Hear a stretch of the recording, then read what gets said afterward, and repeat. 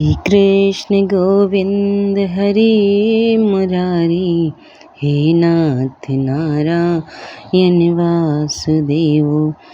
पितुमात स्वामी सखा हमारे, पितुमात स्वामी सखा हमारे, हे नाथ नारायण वासुदेव, हे नाथ नारायण वासुदेव। हरे कृष्णा, राधे राधे। प्रभु की चरणों का ध्यान करते हुए टुडे प्रज्ञा स्टोरी चैनल परिवार में आप सभी भक्तजनों का स्वागत है। तो वैशाख मास महात्म्य की कथा सुनाने से पहले आइए आपको भक्त और भगवान के बीच की एक ऐसी कथा सुनाते हैं जिसको सुनने से भगवान पर आपका भी एकदम अटूट भरोसा हो जाएगा। तो आइए शुरू करें। एक पुरानी सी इमारत में एक वैद्य का मकान था। पिछले हिस्से में रहते थे और अगले हिस्से में दवा खाना खोल रखा था। उनकी पत्नी की आदत थी कि दवा खाना खोलने से पहले उस दिन के लिए आवश्यक सामान एक चिट्ठी में लिखकर दे देती थी। वैद्य जी गद्दी पर बैठकर पहले भगवान का नाम लेते, फिर वह चिट्ठी खोलते। पत्नी ने जो बातें लिखी होती उनके भाव देखते, फिर उनका हिसाब करते, फिर परमात्मा से प्रार्थना करते कि हे भगवान, मैं केवल तेरे ही आदेश के अनुसार तेरी भक्ति छोड़कर यहाँ दुनियादारी के चक्कर में बैठा हूँ। वैद्य जी कभी अपने मुंह से किसी रोगी से फीस नहीं मांगते थे।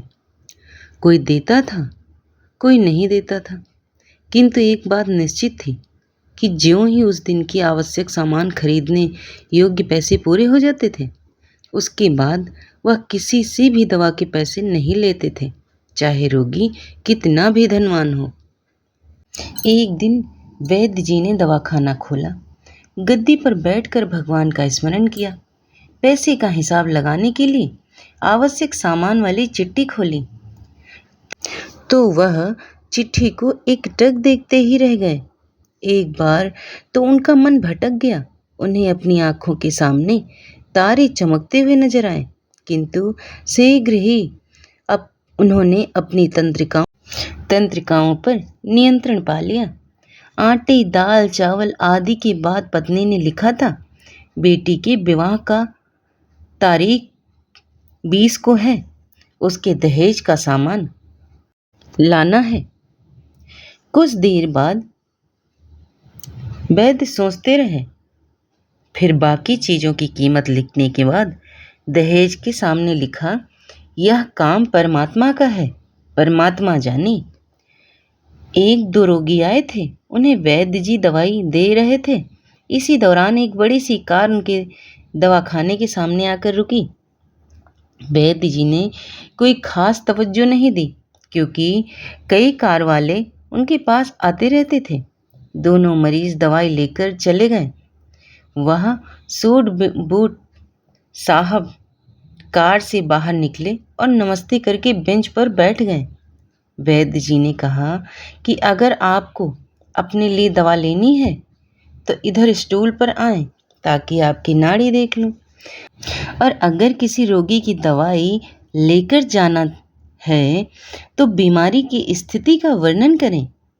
वह साहब कहने लगे, वैद्य जी, आपने मुझे पहचाना नहीं है, मेरा नाम कृष्णलाल है।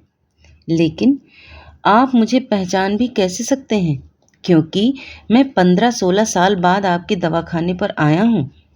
आप तो पिछली मुलाकात का हाल सुनाता हूँ, फिर आपको सारी बातें याद आ जाएंगी।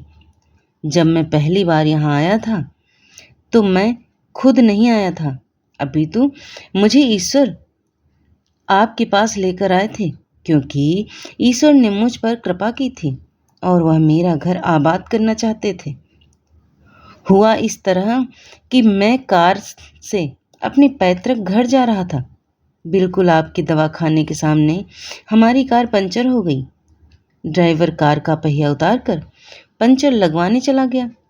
आपने देखा कि गर्मी में मैं कार के पास खड़ा था तो आप मेरे पास आए और दवा खाने की और इशारा किया और कहा, इधर आकर कुर्सी पर बैठ जाएं।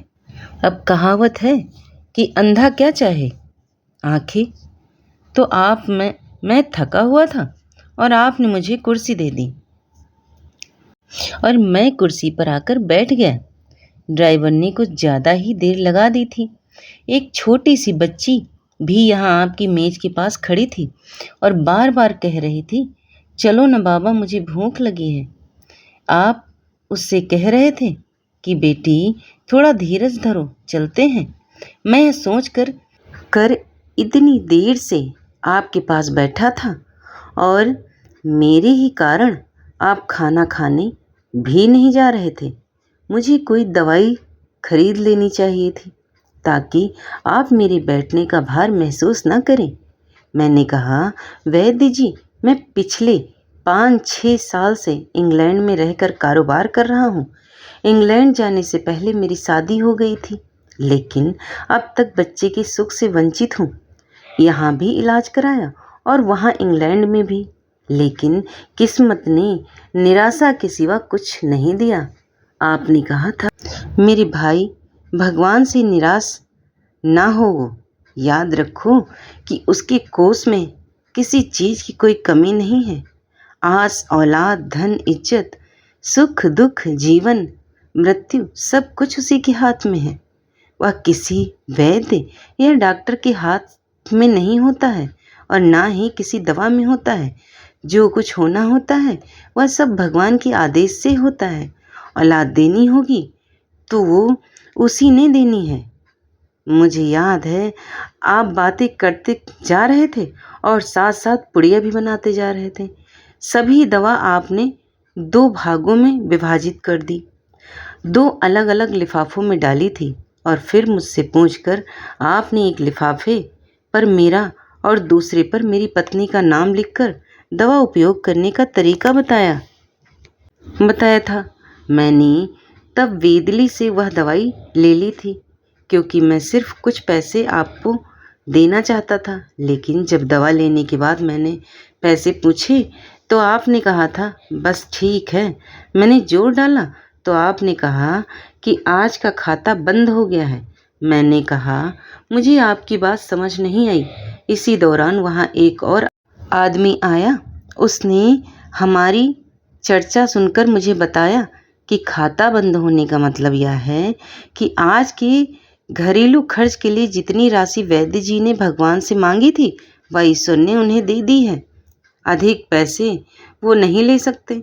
मैं कुछ हैरान हुआ और कुछ दिल में लज्जित भी था कि मेरे विचार कितने निम्न थे और वह सरल चित्त वैद्य कितना महान है।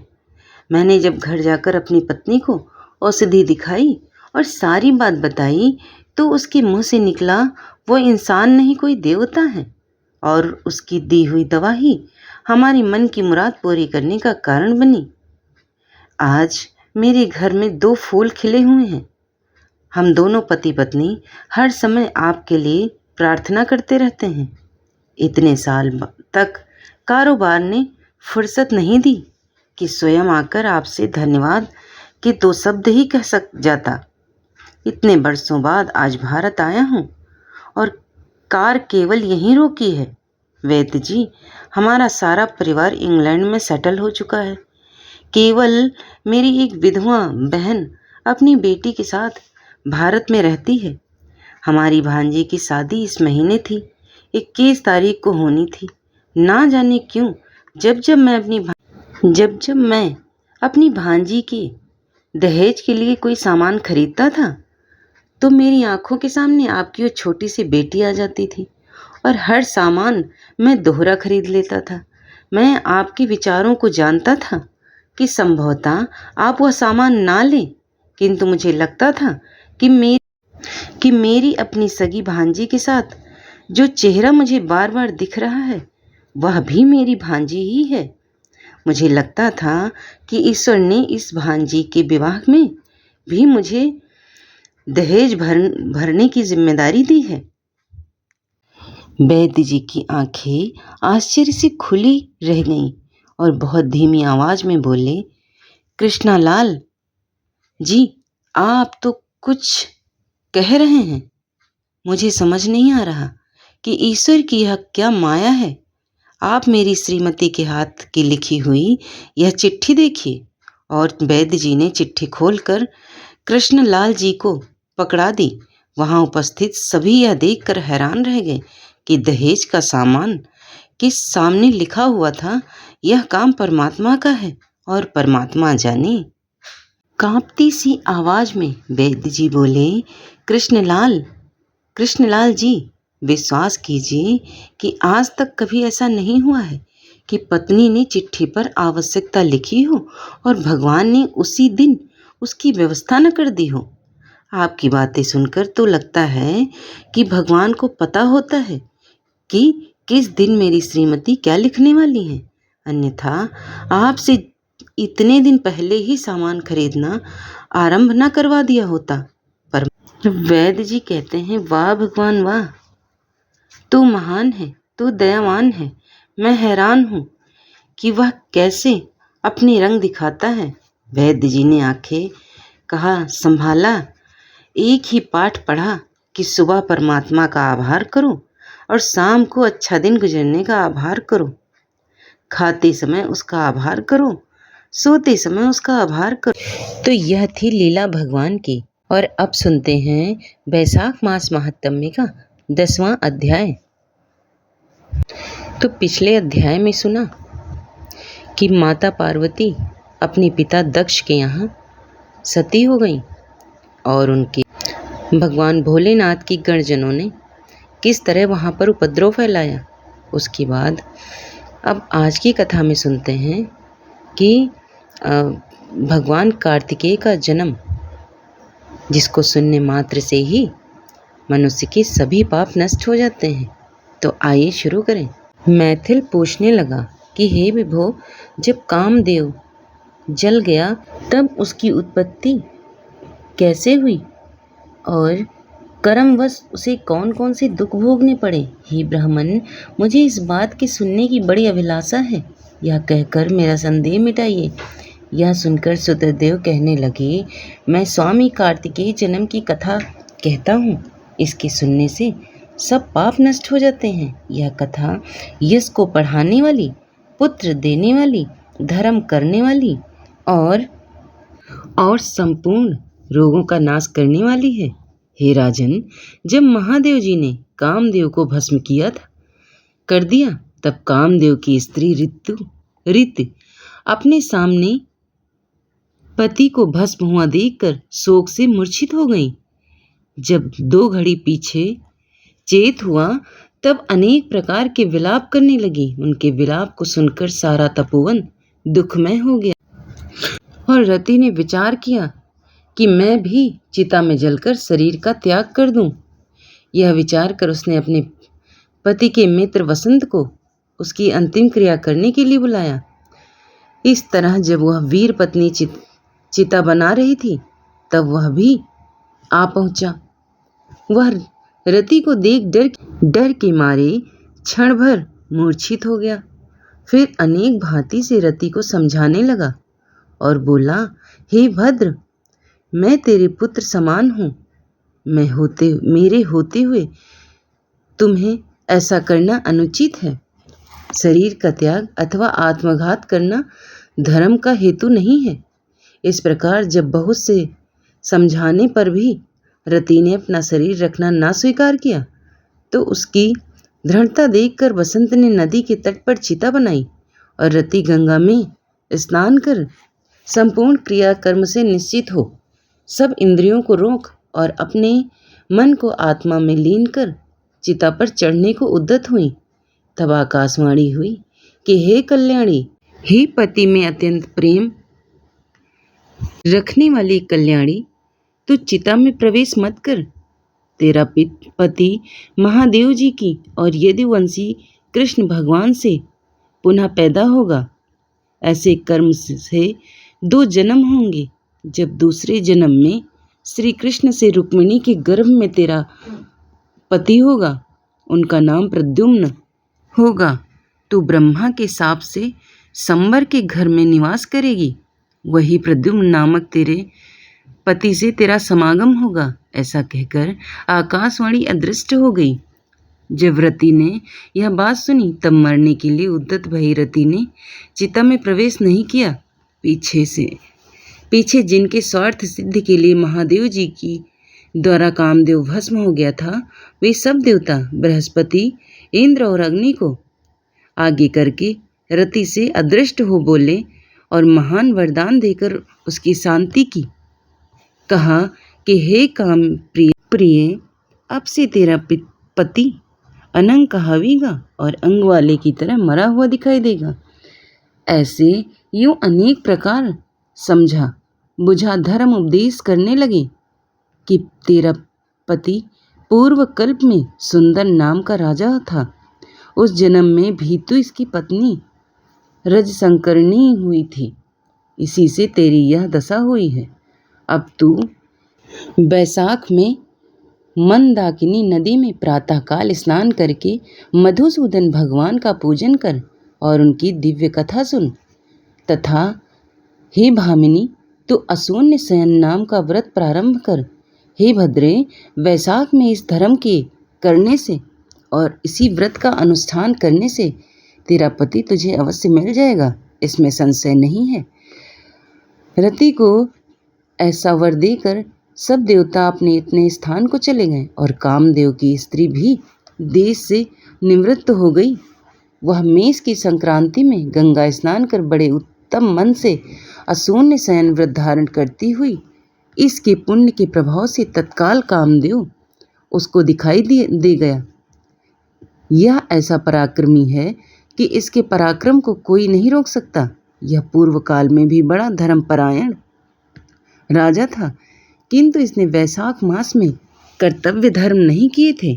इसीलिए कामदेव यद्यपि परमात्मा का पुत्र था तो भी अंगहीन हुआ। यही वैशाख में मेष की संक्रांति को व्यर्थ खोने का फल है, जो देवताओं को भी भोगना पड़ा। मनुष्यों का तो कहना ही क्या है। जब महादेव जी अंतर्ध्यान हो गए तब पार्वती जी निराश हो गईं।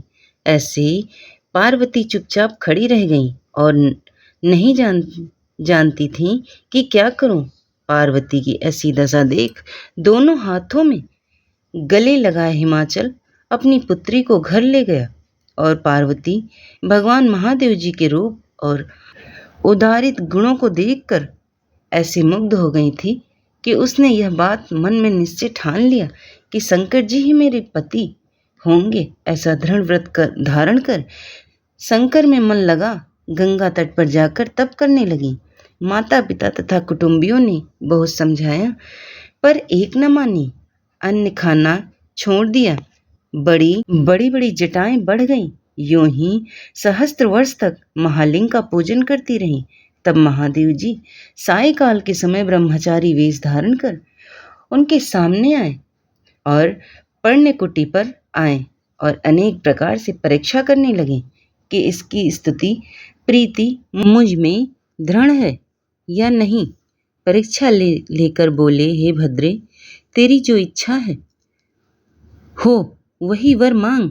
तब पार्वती जी बोली, हे रुद्र, मैं यह वर मांगती हूँ कि तुम मेरे पति हो। तब ऐसा ही हो। वर देकर सप्त ऋषियों को बुलाया। वे आकर हाथ जोड़कर आगे खड़े हुए। तब ऋषियों को आज्ञा देकर कहा कि तुम कन्या के पूछने को निमित्त हिमालय के पास जाओ। भगवान की ऐसी आज्ञा पाकर कन्या ने हिमालय के घर आकाश मार्ग में चले। उनके चलने से 10 दिशाएं प्रकाशित हो गईं। इन महावेत्रा सप्तऋषियों को आते देख हिमाचल उठकर आदरपूर्वक खड़े हुए और सबकी विधिवत पूजा की। जब सुख से वे आसन पर बैठ गए तब हिमाचल ने पूछा, हे महाराज, मैं धन्य हूँ, आज आप मेरे घर पधारे, इससे मैं कृत्य हुआ। आपके आगमन को मैं अपने पूर्व जन्म के पुण्यों का फल मानता हूँ। पूर्व मनोरथ महात्माओं के कृत्य हम सरीखे नहीं जानते। आप अपने आने का कारण कहिए। जो आपकी आज्ञा होगी सो मैं पूरी करूँगा। यह सुनकर वे सप्त ऋषि हिमाचल से बोले, हे गिरिपते, तूने अपने ही समान दृढ़ वाक्य कहे हैं। महोदय, हम अपने आने का कारण तेरे प्रति कह रहे हैं। हे राजन, यह जो तेरी पार्वती नाम की कन्या है, तो पिछले समय में दक्ष की पुत्री थी। इसी ने अपने पिता के यज्ञ में देह त्याग दिया था। इसी ने अब तेरे यहाँ जन्म धारण किया है। इसका पाणी ग्रहण करने योग्य तीनों लोक में महादेव जी को छोड़कर कोई अन्य नहीं है। इसलिए हे कल्याण की इच्छा करने वाले, तुम अपनी कन्या का विवाह महादेव जी से कर दें। तूने सहस्त्रों जन्मों में अनेक सुकृत कार्य किए हैं। अब सौभाग्य से वे परिपाप को प्राप्त हुए हैं।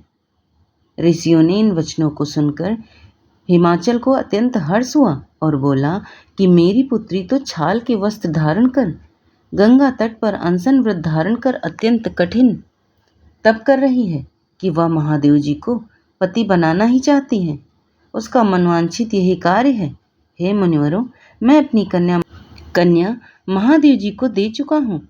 आप अब शीघ्र वहाँ पधारो जहाँ महादेव जी हैं और उनसे जाकर कहो कि हे प्रभु, हिमाचल ने प्रीति से अपनी कन्या आपके निमित्त दी है, अंगीकार कीजिए। ऐसे उनसे कहकर आप ही इस कन्या का विवाह का प्रबंध कीजिए। जब हिमाचल यूँ कहा तब सप्तऋषि महादेव जी के पास गए और उनको यह सब समझा बुझा विवाह निश्चित कर चले गए। तब तो लक्ष्मी आदि सब देवियों और विष्णु आदि सब देवता, छहों मातृका और सब मुनिगण उस महोत्सव को देखने बाराती बनकर चले। और महादेव जी जब सब देवता मुनि मातृका आदि को संगले बैल पर चढ़कर चले, जिनके चारों ओर भूतगण संग भेरी संग मदंग पवड़ मुरचंग आदि अनेकों गाजी बाजी बजने लगे, बंदीजन अनेक प्रकार के शब्द करते हुए ऋषिगण वेद की ऋचा के पाठ कर रहे हैं। इस प्रकार हिमाचल की पुरी में प्रवेश किया। फिर सुंदर मुहूर्त, शुभ लग्न और शुभ ग्रहों की दृष्टि में हिमाचल ने अत्यंत ही प्रसन्न मन से विवाह कर दिया। हे राजन, त्रिलोकी के प्राणी मात्र इस उत्सव के आनंद में डूबे रहे थे। इस महोत्सव के पूर्ण होने पर संपूर्ण लोकों के कल्याण करने वाले शंकर त्रिलोक धर्मों का पालन करके पार्वती के संग स्वच्छंदता से रमण करने लगे। संपूर्ण ऋषिगण सिद्धियों से युक्त इंद्र पवन तुल्य हिमालय के शिखर पर नंदिनी के तीर पर वन के बीच रात्रि में जहाँ मतवाले भौरा गुजारते थे, पक्षी कुहकाते थे और शब्द करते थे, ऐसे स्थान पर महादेव जी सहस्त्र दिव्य वर्ष तक रमण करते रहे। देवराज इंद्र ने स्त्रियों को वर दिया कि उस समय पुरुष संसर्ग करने से निश्चित ही स्त्रियों को गर्भ गिर जाए। जब महादेव जी पार्वती के संग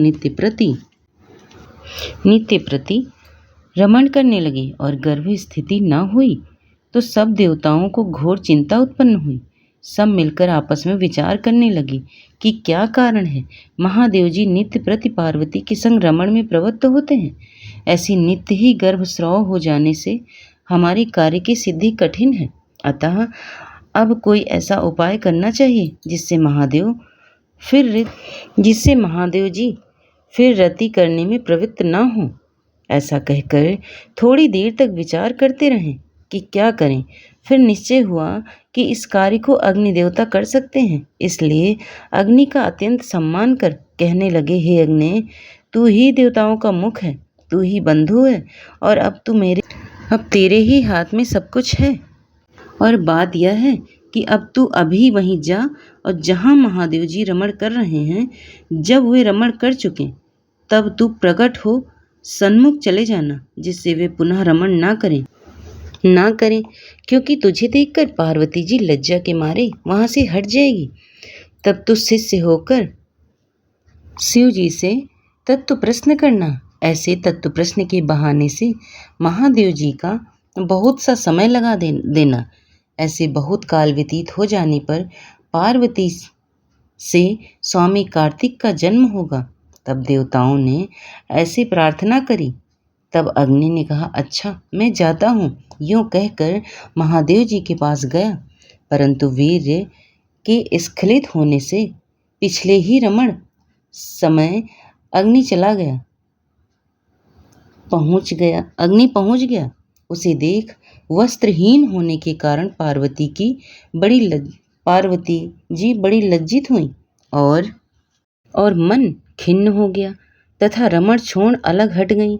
तब महादेव जी को बड़ा क्रोध हुआ और वो अग्नि से बोले, हे दुर्मते, इस अस्खलित वीर को तू ग्रहण कर। दुष्ट, मेरा वीर दुस्सह है, तूने ऋत में विघ्न किया है, अतः अपने वीर को तेरे मुख में त्यागूंगा। ऐसा कह अग्नि के मुख में वीर छोड़ दिया। उस प्रचंड वीर के उदर में प्रवेश होने से वह जलने लगा और चिंतित होकर स्वर्ग लोक गया।